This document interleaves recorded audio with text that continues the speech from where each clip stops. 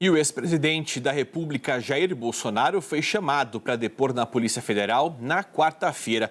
Vou conversar com a Júlia Scherer, que está apurando essa informação para a gente. Agora, ao vivo, tem todos os detalhes sobre qual assunto ele vai depor. Júlia, boa noite. Boa noite, Casagrande. Boa noite para você que nos acompanha. O depoimento do ex-presidente Jair Bolsonaro esta semana é para o inquérito da Polícia Federal, que investiga suposta trama de golpe feita pelo senador Marcos Doval. Marcos Doval é investigado junto com o ex-deputado Daniel Silveira por planejar cancelar as eleições de 2022. E as investigações querem saber se houve alguma articulação com Jair Bolsonaro, que então, na época, presidente do Brasil.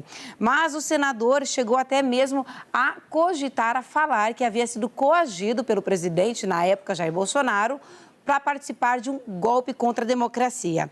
Ele disse que precisaria gravar uma conversa com o ministro Alexandre de Moraes, a fim de que o ministro assumisse que estava saindo dos limites constitucionais. Mas depois dessa fala, o próprio senador chegou a voltar atrás e disse que se enganou com o termo coagido, que não foi isso que aconteceu e que Bolsonaro não teria nada a ver com isso. Mas o ministro Alexandre de Moraes abriu inquérito na época para poder investigar essa fala e todas as articulações que supostamente tratariam de cancelar as eleições no pleito de 2022 e agora determinou o depoimento do Jair Bolsonaro nesta quarta-feira para a Polícia Federal. Assunto que a gente vai realmente acompanhar, vai realmente trazer depois em detalhes para vocês aqui no nosso SBT News. Mas eu quero falar um pouco do Marcos Doval, Júlia, porque esse senador do Espírito Santo, ele tem ali uma série de polêmicas nos últimos anos. Chegou, inclusive, nós mostramos aqui em primeira mão no SBT News na época, no começo do ano, chegou inclusive a dizer que iria ali abandonar, iria pedir, ia renunciar ao cargo de senador pelo Espírito Santo, dizendo que de certa forma estava sendo ali pressionado, que não concordava com uma série de situações, depois voltou atrás, a história não era essa.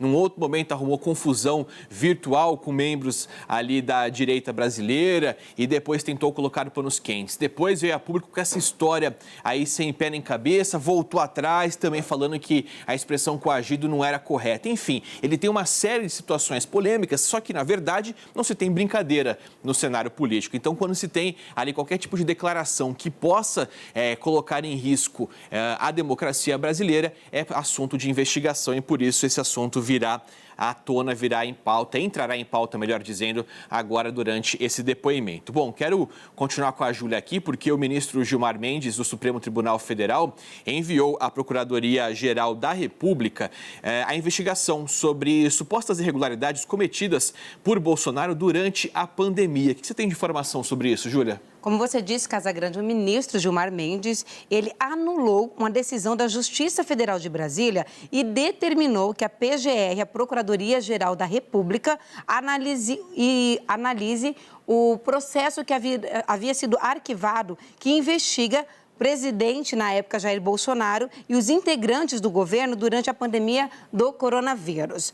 Entre as acusações estão prevaricação, emprego irregular de verbas públicas e falsa comunicação de crime. O ex-secretário de Comunicação da presidência, Fábio Weingart, responde pela defesa de Bolsonaro, disse que a decisão de Gilmar Mendes é técnica e que não há nenhuma razão de mérito no desarquivamento do processo dessa investigação.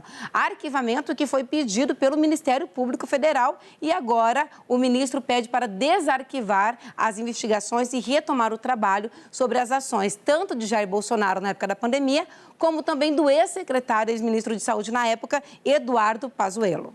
Eduardo Pazuello também envolvido ali em situações polêmicas durante a condução da pandemia, situações envolvendo, por exemplo, oxigênio em Manaus, enfim, são vários pontos aí que acabam colocando o nome do ex-ministro também em pauta e, claro, tendo esse desarquivamento feito por parte do STF. Obrigado, viu, Júlia, pelas informações. A gente se vê daqui a pouquinho.